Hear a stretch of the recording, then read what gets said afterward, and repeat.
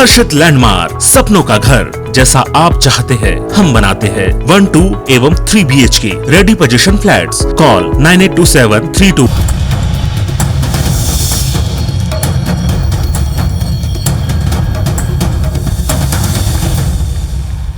स्वागत है आप सबका। मैं पुनीत पाठक। दिन भर की छत्तीसगढ़ की बड़ी खबरें विस्तार से देखते हैं।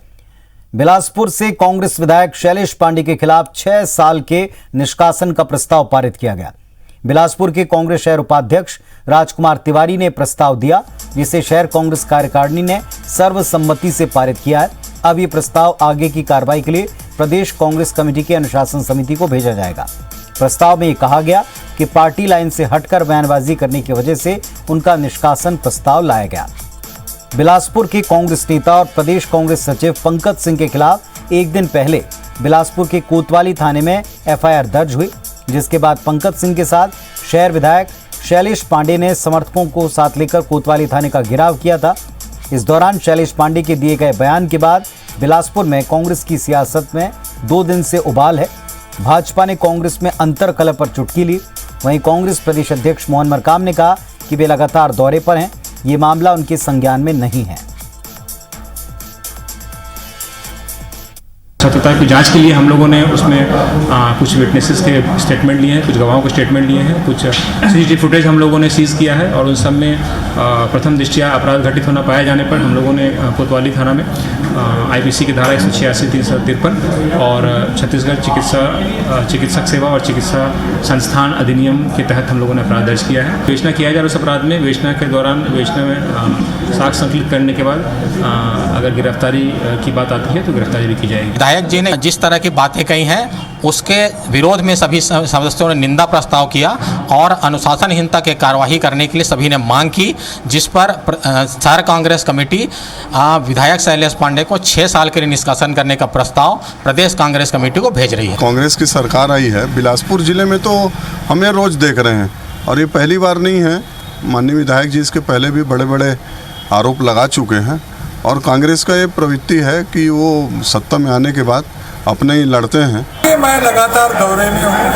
बिलासपुर में क्या हुआ, कहीं में क्या नहीं हुआ, उसकी जानकारी आपके माध्यम से, मीडिया के माध्यम से मुझे प्राप्त करनी है। मेरे संज्ञान में कोई बात आए तो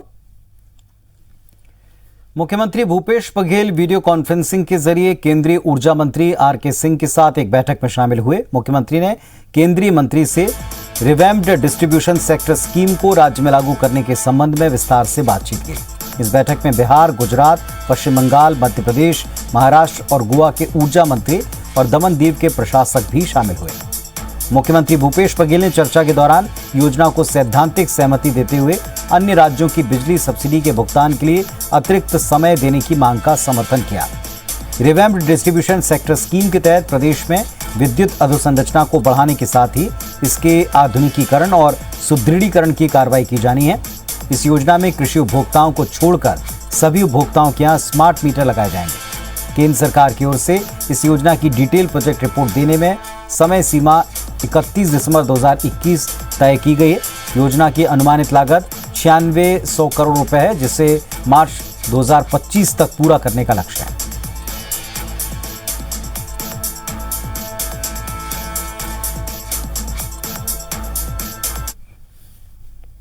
प्रदेश कांग्रेस अध्यक्ष बनने के बाद पहली बार मोहन मरकाम मनेंद्रगढ़ और बैकुंठपुर के दौरे पर पहुंचे। इस दौरान कांग्रेस पदाधिकारियों और कार्यकर्ताओं ने उनका जमकर स्वागत किया।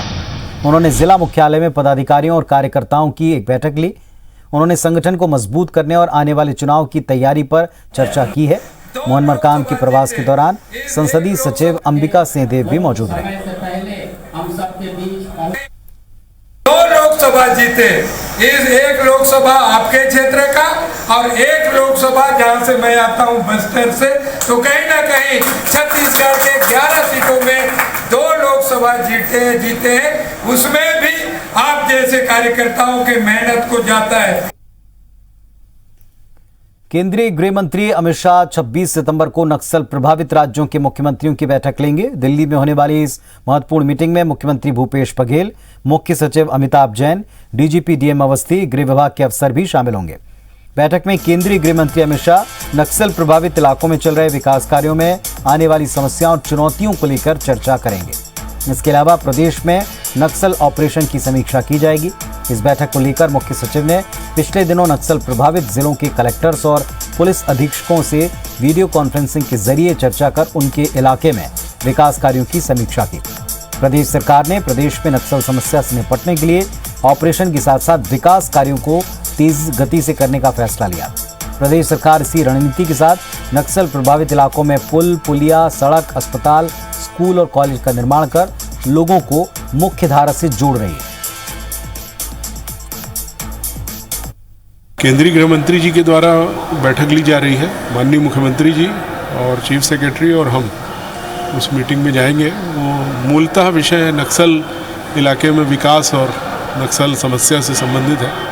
बाकी मीटिंग वहां जाने के बाद पता चलेगा और क्या। अन्य पिछड़ा वर्ग आयोग के राष्ट्रीय अध्यक्ष डॉक्टर भगवान लाल साहनी 2 दिवसीय दौरे पर रायपुर पहुंचे। पहले दिन उन्होंने छत्तीसगढ़ सरकार के कई विभागीय सचिवों और डीजीपी से चर्चा की। डॉक्टर भगवान लाल साहनी ने कहा कि छत्तीसगढ़ में ओबीसी के साथ न्याय नहीं हो रहा। राज्य सरकार ओबीसी आरक्षण के रोस्टर का पालन सही तरीके से नहीं कर रही। उन्होंने कहा कि छत्तीसगढ़ की सरकार ने ओबीसी को 14% आरक्षण दिया है, लेकिन रोस्टर में 8वें नंबर पर है, जबकि ये नंबर 4थे या उसके नीचे होना चाहिए ताकि ओबीसी वर्ग के लोगों को सुविधाएं मिल सकें। डॉक्टर भगवान लाल साहनी ने कहा कि छत्तीसगढ़ के अधिकारियों को सही तरीके से रोस्टर पालन करने के निर्देश देंगे। डॉक्टर साहनी के बयान पर मंत्री रविंद्र चौबे ने कहा कि ये सुझाव केंद्र सरकार को देना चाहिए। ओबीसी के संदर्भ में छत्तीसगढ़ सरकार पहले ही निर्णय ले चुकी है और इस मामले में हम अव्वल हैं। उन्होंने कहा कि डॉक्टर साहनी की शंका को हमारे अधिकारी दूर करेंगे। साहनी शुक्रवार को SCCL, फेरो स्क्रैप निगम लिमिटेड और भिलाई स्टील प्लांट के अधिकारियों से मिलेंगे।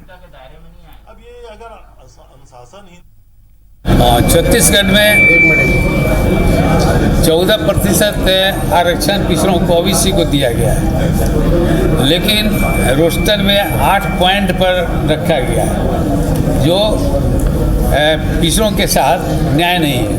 उसको 4थे पॉइंट पर देना चाहिए। मुझे लगता है कि उनको ये अपना महत्वपूर्ण सुझाव देश के सरकार और भारतीय जनता पार्टी के केंद्र की सरकार को पहले देना चाहिए।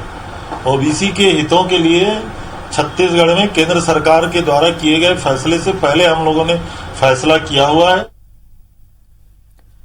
स्वदेश दर्शन के अंतर्गत चिन्हित रामायण सर्किट पर भगवान राम के जीवन से जुड़े स्थलों के पर्यटन के लिए IRCTC ने श्री रामायण यात्रा निकालने की घोषणा की और इस यात्रा पर छत्तीसगढ़ के संस्कृति मंत्री अमरजीत भगत ने नाराजगी जाहिर की। संस्कृति मंत्री का आरोप है कि केंद्र सरकार इस मामले में भी राजनीति कर रही है। देखो अपना देश डीलक्स AC पर्यटक ट्रेन 7 नवंबर को दिल्ली से 17 दिनों के टूर पर रवाना होगी। 10 दिनों की यात्रा में भारत के उन पर्यटन केंद्रों को शामिल किया है जहां भगवान श्री राम के अस्तित्व के प्रमाण मिले, लेकिन छत्तीसगढ़ को इस यात्रा में नहीं जोड़ा गया। छत्तीसगढ़ के संस्कृति मंत्री अमरजीत भगत का कहना है कि भगवान को मानने वाले कई लोग हैं, लोग अपने अपने तरीके से मानते हैं। छत्तीसगढ़ में भगवान राम का आगमन हुआ था। भरतपुर सोनहत से लेकर रामगढ़ सीतापुर होते हुए शबरी मंदिर, कौशल्या मंदिर बन रहा है। इन क्षेत्रों में भ्रमण हुआ है। छत्तीसगढ़ सरकार इन क्षेत्रों को पर्यटन से जोड़कर राम वन गमन पथ को विकास गति दे रही है। देश दुनिया में छत्तीसगढ़ को इससे एक पहचान मिलेगी। छत्तीसगढ़ भगवान राम को मानता है। केंद्र में बैठी हुई सरकार किस रूप में उसको देखती है, उनका लुकआउट है।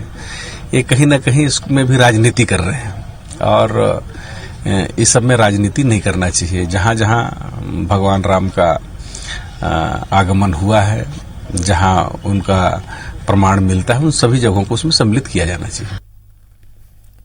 छत्तीसगढ़ में मानव और हाथी द्वंद्व प्रबंधन की समीक्षा बैठक वन मंत्री मोहम्मद अकबर ने ली। बैठक में वन विभाग के वरिष्ठ अधिकारी शामिल हुए। बैठक के बाद मंत्री अकबर ने बताया कि वन विभाग हाथी प्रभावित क्षेत्रों में हाथी दल के विचरण की सूचना मोबाइल अलर्ट, सायरन और हाथी मित्र दल जैसे माध्यमों से देता है। हाथी के पास जाने वालों को समझाइश दी जाती है, इसके बावजूद लोग मानते नहीं हैं। इसलिए अब हाथी के पास जाने या उसके पास खड़े होकर सेल्फी या वीडियो बनाने पर वन्य प्राणी संरक्षण अधिनियम के तहत कार्रवाई होगी, जिसमें गिरफ्तारी तक का प्रावधान है। मंत्री मोहम्मद अकबर ने बताया कि पिछले कुछ दिनों में महासमुंद, बालोद, अंबिकापुर की घटनाओं में हाथी के पास जाकर सेल्फी लेने की वजह से लोगों की मौत हुई है। मंत्री अकबर ने बताया कि वर्तमान में प्रदेश में 14 दलों में 266 हाथी विचरण कर रहे हैं। उन्होंने बताया कि 12 हाथियों को ट्रैंकुलाइज करने की अनुमति मांगी है। मंत्री अकबर ने हाथियों को धान खिलाने के प्रयोग पर कहा, अभी तक इसमें सफलता की कोई ठोस जानकारी नहीं आई है। कोई हाथियों के पास चला जाता है, कभी सेल्फी के चक्कर में, कभी देखने के चक्कर में। अब वन विभाग ने ये फैसला लिया है कि समझाइश दी जाएगी और समझाइश देने के बाद भी यदि हाथी दल के पास कोई जबरदस्ती जाने का प्रयास किया जाएगा तो उसको वन्य प्राणी संरक्षण अधिनियम के तहत उसके विरुद्ध कार्रवाई की जाएगी। छत्तीसगढ़ सरकार ने धान खरीदी की तारीख अब तक घोषित नहीं की, लेकिन इसको लेकर सियासत अभी से शुरू हो गई। नेता प्रतिपक्ष धर्मलाल कौशिक समेत विपक्ष ने सरकार को सलाह दी कि पिछले सालों की खामियों, गलतियों, समस्याओं को देखते हुए धान खरीदी की तैयारी अभी से शुरू की जाए।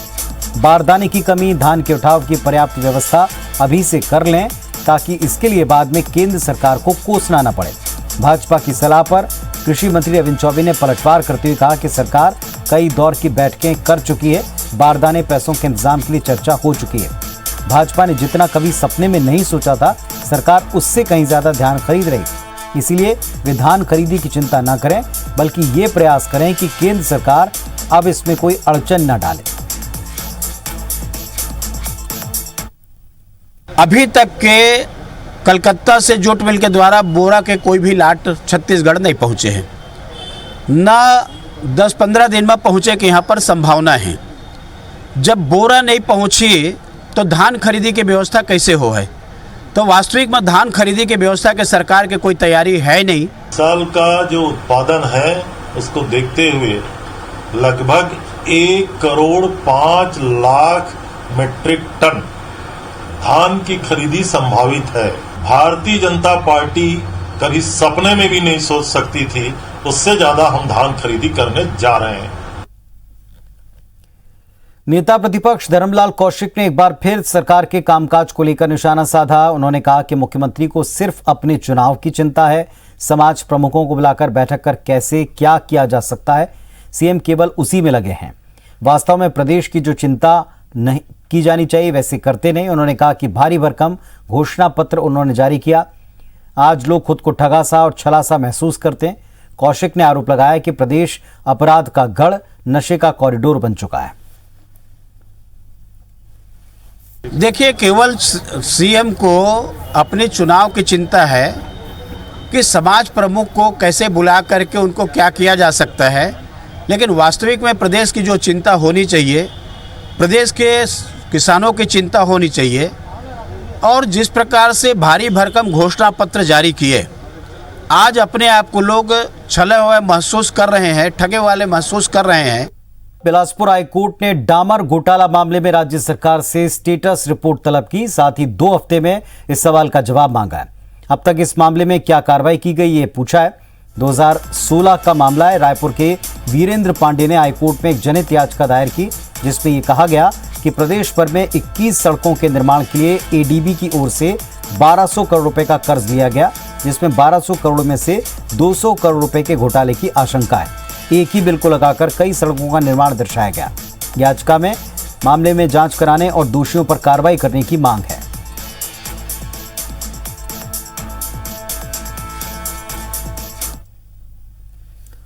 कोरोना के खिलाफ चल रहे वैक्सीनेशन में राजधानी रायपुर के लिए सुकून भरी खबर है। इस महीने के अंत तक राजधानी समेत जिले के तमाम वयस्कों को कम से कम सिंगल डोज लगा लिया जाएगा। जिले के स्वास्थ्य अधिकारी का दावा है कि जिले में कुल 17 लाख लोगों का वैक्सीनेशन होना है। इनमें से अब तक 15 लाख लोगों का कम से कम पहला डोज लग चुका है और ऐसे में पूरी कोशिश है कि महीने के आखिर तक 18 साल ऊपर के तमाम लोगों को कम से कम वैक्सीन का सिंगल डोज लग चुका हो। अगर ऐसा हुआ तो प्रदेश के टारगेट से 3 महीने पहले रायपुर में सिंगल शॉट का टारगेट पूरा हो जाएगा। स्वास्थ्य विभाग के आंकड़ों के मुताबिक पिछले कुछ दिनों से हर दिन रायपुर जिले में 20 से 30 हजार लोगों को वैक्सीनेट किया जा रहा है। अगर इसी रफ्तार से वैक्सीनेशन जारी रहा तो एक सप्ताह में बाकी 2 लाख लोगों को टीका लग जाएगा। स्वास्थ्य विभाग की कोशिश है कि दुर्गा पूजा से पहले 100% सिंगल डोज वैक्सीनेट हो जाएं। पहला डोज का टारगेट है 17 लाख के आसपास और अभी तक हमने 15 लाख लोगों को लगा लिया है।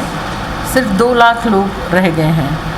अभी पिछले कुछ दिनों से बहुत अच्छा उत्साह लोगों में दिख रहा है लगाने के लिए। तो मुझे उम्मीद है कि इस मंथ के आखिर में हम 100% अपना टारगेट पूरा कर लेंगे। तो इस बुलेटिन में फिलहाल इतना ही। खबर अपडेट्स के लिए आप देखते रहें IBC 24। नमस्कार।